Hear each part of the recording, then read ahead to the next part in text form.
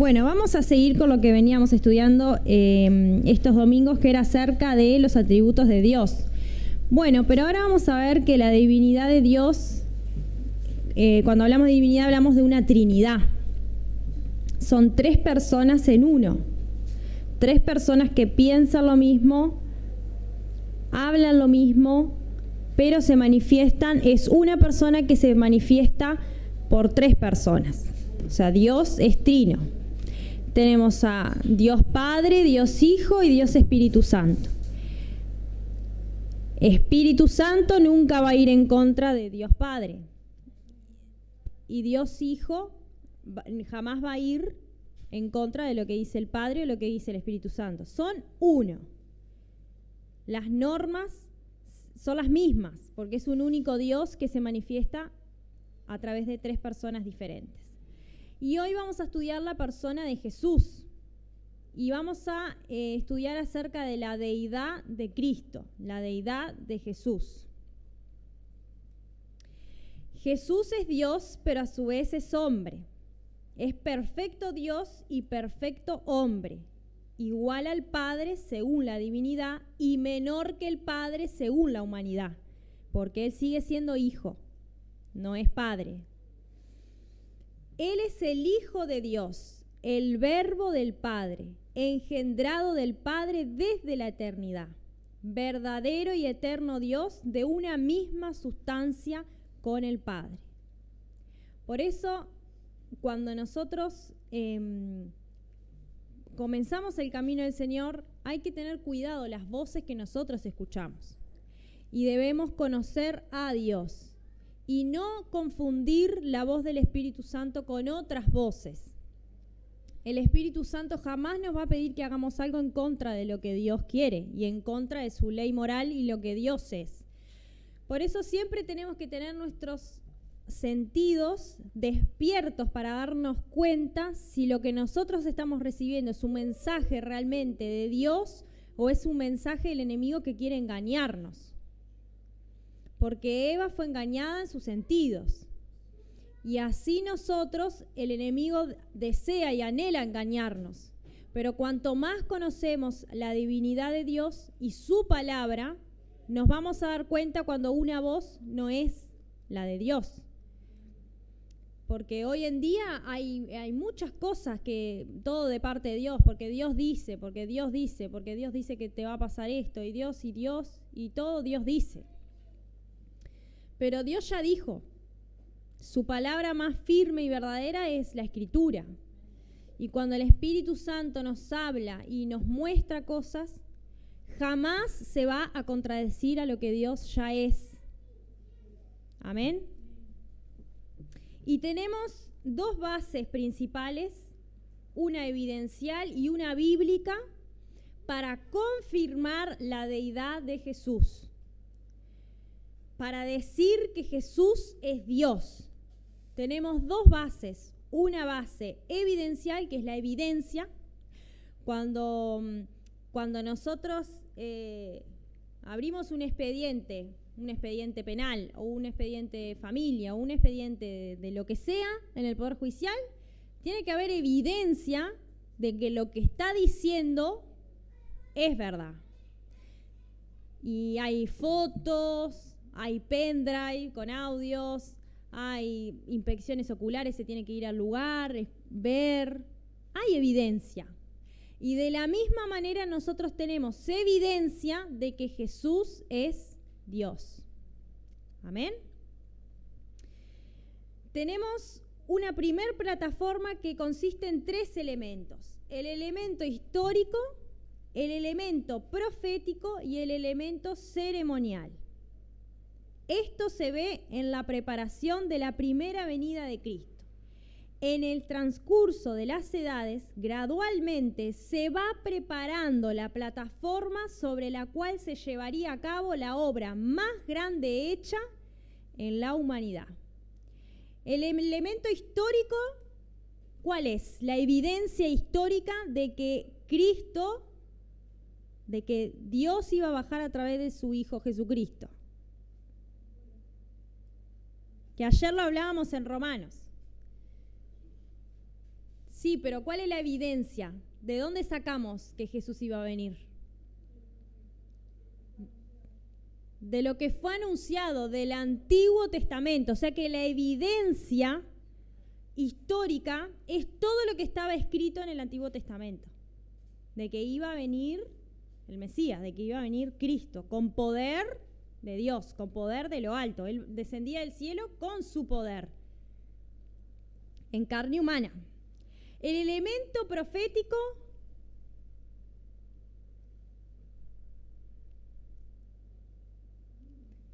lo mismo. Este elemento proveyó el programa de las cosas que el Salvador venidero iba a hacer y a sufrir. Tiene los detalles de su venida. Se encontraban profetizados en varios escritos hebreos, que era lo que mencionaba la hermana, esparcidos en muchos siglos de tiempo. No es que se escribió un día solo, una persona se sentó y escribió. A través de todo el Antiguo Testamento vamos a ver diferentes historias o diferentes escritos que nos dan a entender que iba a llegar alguien más tarde. Ese alguien ya llegó. Por eso la línea del tiempo de ayer, que mencionábamos un antes de Cristo, un después de Cristo. Hubo un punto en la historia en que se cumplieron esas profecías del Antiguo Testamento. El elemento ceremonial, también lo hablábamos ayer. No lo planeé, pero también lo hablábamos ayer.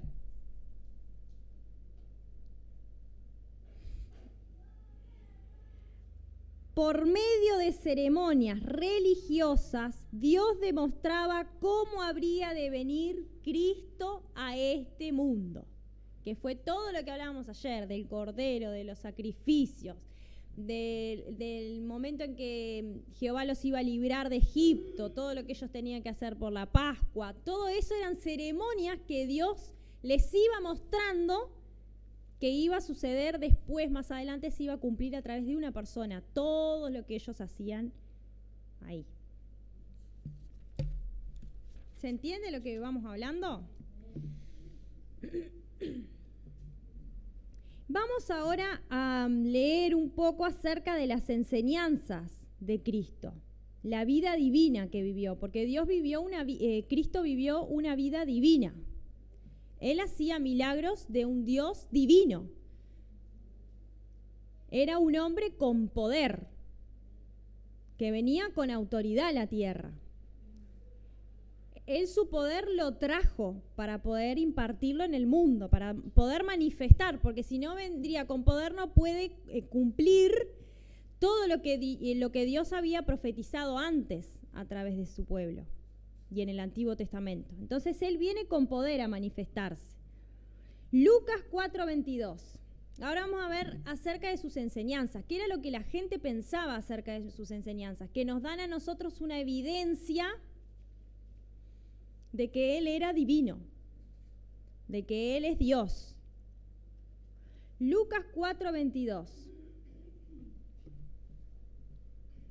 Dice así en la Nueva Versión. Todos dieron su aprobación, impresionados por las hermosas palabras que salían de su boca. ¿No es este el hijo de José?, se preguntaban. O sea que todo lo que hablaba Jesús y todo lo que profesaba con su boca impresionaba el entorno. El pueblo se asombraba. Muchos no creyeron. Hasta ahora no creen. Pero muchos creyeron y entendían que esas palabras que él decía no eran palabras comunes, que tenía que ser alguien diferente y especial que dijera esas palabras. Por eso se asombraban y aprobaban lo que él decía. Porque si no, no somos nadie, ¿no? Pero tenemos que aprobar algo para poder seguirlo. Yo no puedo seguir algo que no apruebo. Porque por dentro no voy a aprobar y por fuera yo tengo que aprobar lo que voy a seguir. Y este pueblo aprobaba lo que decía Jesús, por eso le seguía. Por eso creía en él, por eso creía que él era el Mesías, porque aprobaban sus palabras. Veían que sus palabras tenían poder y eran diferentes a otros profetas. Pero a la vez se preguntaban, ¿pero este no es el hijo de José, el carpintero? Había algo que no le cerraba. Y ahí es cuando entra muchas veces nuestro yo, porque empezamos a analizar otras cosas, no importa de dónde sale.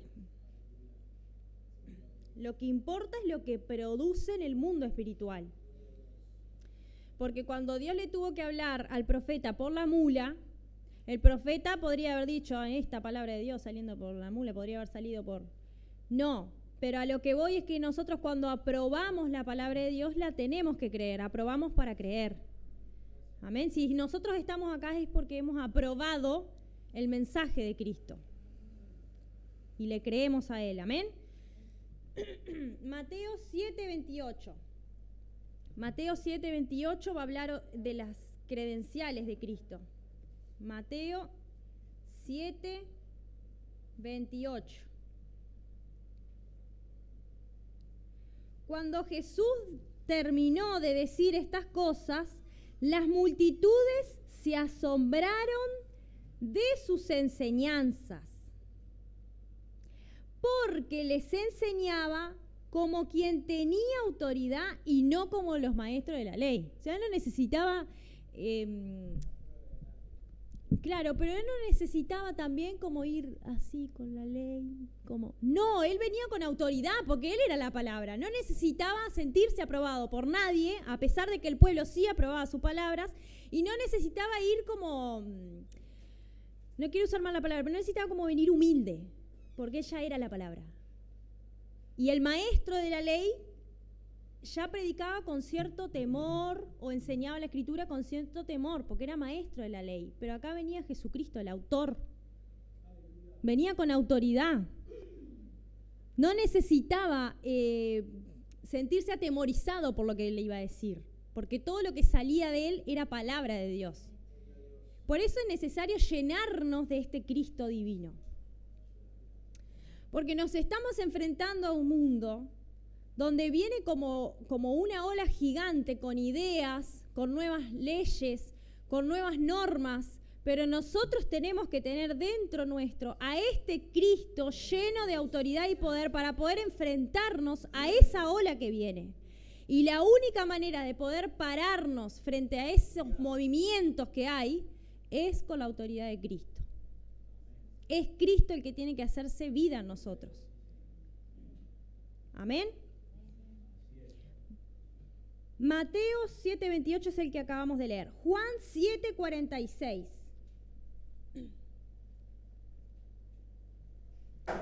Juan 7:46.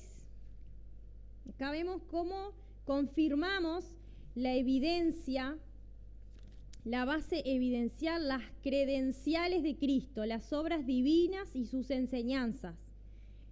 Con estas citas estamos confirmando eso. Juan 7:46.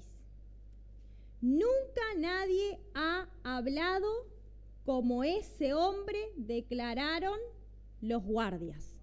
O sea que hasta los guardias se daban cuenta que algo diferente había en este hombre. Acá tenemos una base. Es importante, hermanos, que nosotros podamos entender que todas nuestras afirmaciones y todas nuestras creencias tienen que tener una base bíblica. Nosotros tenemos que pararnos frente al mundo con una creencia firme, creer en lo que nosotros leemos en la Escritura. La Escritura a nosotros nos da, es el arma que nosotros tenemos para poder enfrentarnos al mundo y creer en lo que estamos diciendo. La gente se asombraba de las palabras de Cristo. Cristo hablaba palabras que ningún hombre había hablado hasta ahora. Por eso la gente creía que Él era diferente, que Él era Dios, que Él era el Hijo de Dios. Amén. Lucas 4:33. Lucas 4:33.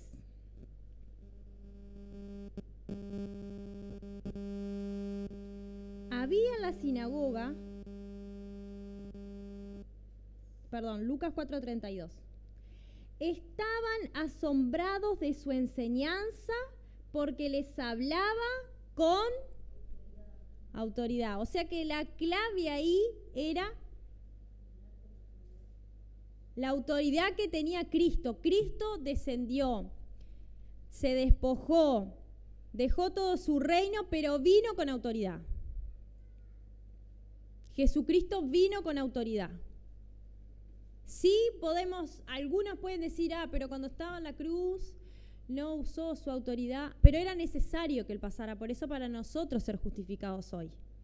Pero cuando Él hablaba al pueblo, hablaba con autoridad, hablaba porque Él era la palabra de Dios que se estaba manifestando a su pueblo. Amén. Su carácter lleno de gracia y de verdad. El cumplimiento de profecías desde Génesis hasta Malaquías. Todo esto es la base evidencial. Su resurrección de entre los muertos. Su segunda venida está aún por cumplirse. Pronto. Que es acá cuando nos toca a nosotros, cuando entramos nosotros en la película de este mundo. Porque nosotros somos los que vamos a ser arrebatados por Cristo. Cristo ya vino, mostró su reino, mostró su poder, a través de su sangre nos justifica y ahora todos nosotros somos los que vamos a ser partícipes de esa segunda venida. Amén. Y ahora tenemos una base bíblica. Jesús es llamado Dios. Juan 1:1. En el principio ya existía el Verbo. Y el Verbo estaba con Dios. Y el Verbo era Dios. ¿De quién está hablando ahí? De Jesús. Jesús es la palabra hecha carne. Amén. Jesús vino siendo palabra. Por eso todo lo que decía era autoridad para su pueblo. Amén. Por eso las palabras de Cristo tienen poder. Nosotros si profesamos las palabras de Jesucristo tienen poder en el mundo espiritual y en el mundo físico. Hebreos 1:8. Esto para confirmar que Jesús es llamado Dios. Hebreos 1:8. Hebreos 1:8 dice, pero con respecto al Hijo dice, tu trono, oh Dios, permanece por los siglos de los siglos. Y el cetro de tu reino es un cetro de justicia. Amén. Juan 20:28. Juan 20:28.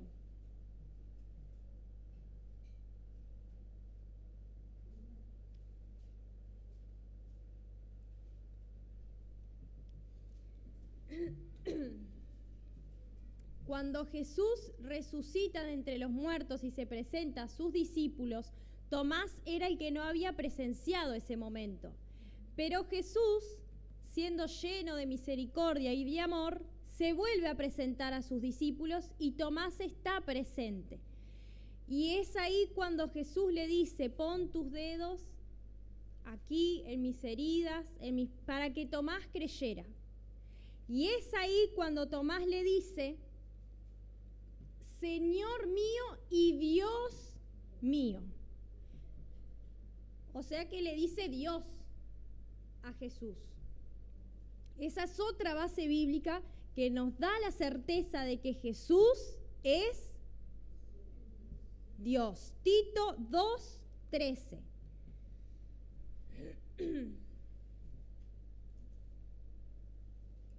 Mientras aguardamos la bendita esperanza, es decir, la gloriosa venida de nuestro gran Dios y Salvador Jesucristo.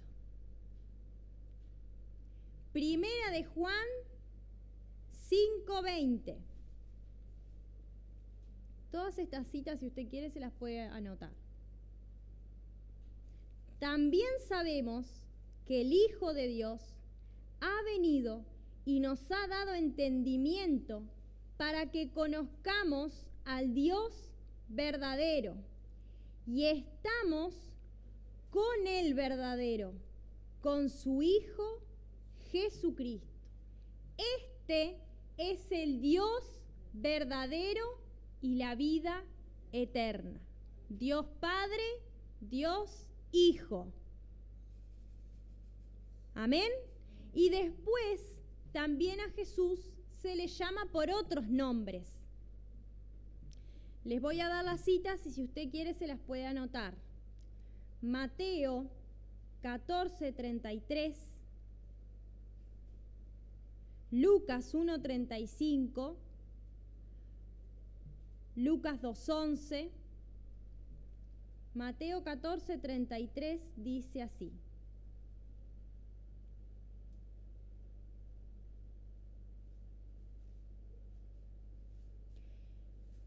y los que estaban en la barca lo adoraron diciendo: verdaderamente tú eres el Hijo de Dios.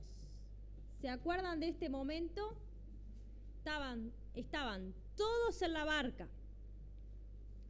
Comenzó un fuerte viento, una fuerte tempestad, se empezó a mover el barco, Jesús durmiendo. Porque Jesús dormía también, porque estaba en carne, descansaba. Lo más seguro es que descansara menos que nuestras 8 horas, porque había mucha gente que quería conocer a Jesús y él hacía muchísimos milagros y hay montones de cosas que no se han escrito en el libro de la palabra de Dios. Nosotros conocemos una parte y solamente con esa parte nos sentimos edificados. Imagínense si se hubiese escrito todo lo que Jesús hubiese hecho. Así que me imagino, y además también tengan en cuenta que Jesús hablaba mucho con su Padre. Pasaba horas hablando con su Padre, pasaba noches enteras. Así que es muy probable que no durmiera 8 horas diarias. Entonces, cuando está en el barco, porque tenemos que hablar eso naturalmente, hermanos, porque él vino como hombre, en carne. ¿Amén? Nosotros sufrimos cansancio, nosotros nos duelen los pies, nos duelen los brazos, cuando hacemos mucho ejercicio físico, para los que hacen. Nosotros somos humanos, tenemos hambre, y Jesús vivió todo eso estando en la tierra. Y en un momento estaban con sus discípulos en el barco, todo tranquilo, y Jesús se acostó a descansar, a dormir. Pero de repente vino una tempestad en el barco. Y ese barco comenzó a moverse de un lado para otro, y los discípulos se empezaron a poner nerviosos. Estaba Jesús en la barca con ellos, pero ellos aún así estaban nerviosos. Pero Jesús estaba en la barca con ellos. O sea que todavía no habían reconocido, quizá en su inconsciente, que el Hijo de Dios estaba con ellos. Y que esa barca no se iba a hundir si Jesucristo no permitía. Porque la palabra, el verbo, lo que había creado los cielos y la tierra, el que había creado ese viento y esa marea, era el que estaba con ellos en el barco. Pero estaban todos nerviosos. Maestro, despierta, despierta, maestro. Y Jesús les dice: hombre de poca fe. Cuando subieron a la barca se calmó el viento y los que estaban en la barca lo adoraron diciendo: verdaderamente tú eres el Hijo de Dios. Perdón, hermanos, en este versículo es cuando Pedro baja de la barca. Es ese versículo, cuando dice: verdaderamente tú eres el Hijo de Dios. Los discípulos que estaban ahí dijeron: verdaderamente tú eres el Hijo de Dios. ¿Por qué? Porque cuando baja Pedro de la barca, camina sobre el agua en dirección a Jesús, pero a sentir el viento fuerte, tuvo miedo y comenzó a hundirse. Entonces gritó: Señor, sálvame. Enseguida Jesús le tendió la mano y sujetándole lo reprendió. Hombre de poca fe, ¿por qué dudaste? ¿Por qué dudó Pedro?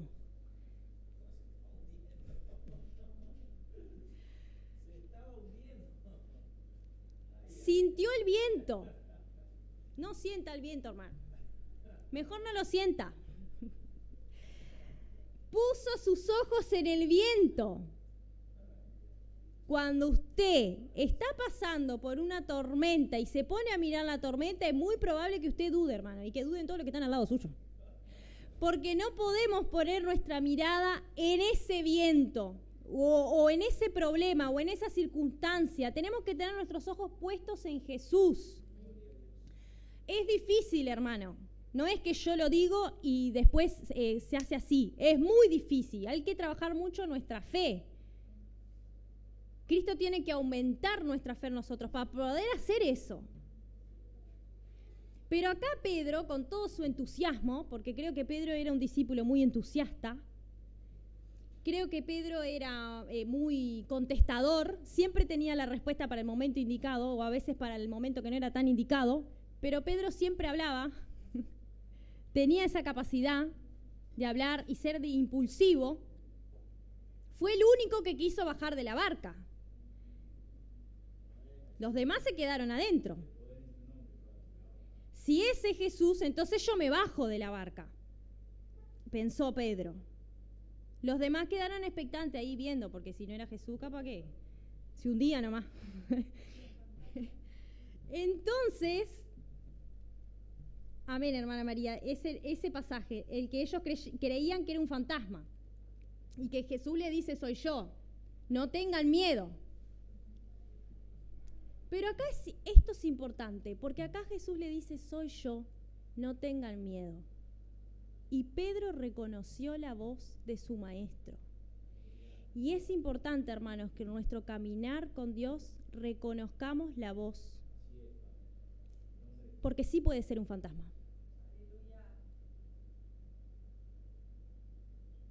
Sí podemos estar en la barca y que lo que esté afuera sea un fantasma. Nosotros tenemos que reconocer la voz de Jesús. El Espíritu Santo jamás se va a contradecir con lo que Jesús dice en su palabra y con lo que Dios dice en su palabra.